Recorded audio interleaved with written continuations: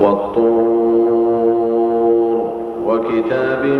مسطور في رق منشور والبيت المعمور والسقف المرفوع والبحر المسجور إن عذاب ربك لواقع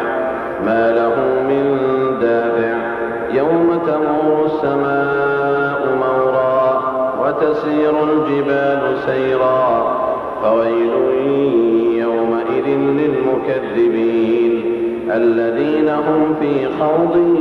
يلعبون يوم يدعون إلى نار جهنم دعا هذه النار التي كنتم بها تكذبون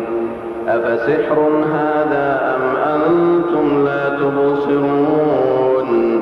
اصلوها فاصبروا أو لا تصبروا سواء عليكم إنما تجزون ما كنتم تعملون إن المتقين في جنات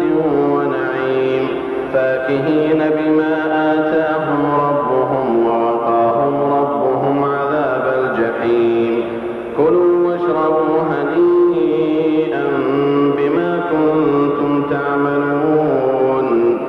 متكئين على سرر مصفوفة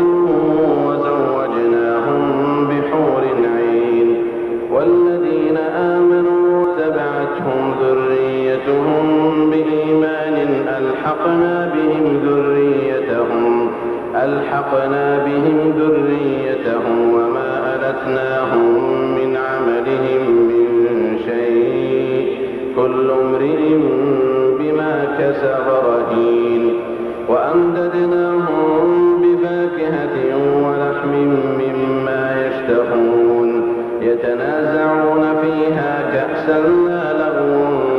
فيها ولا تأثيم ويطوف عليهم غلمان لهم كأنهم لؤلؤ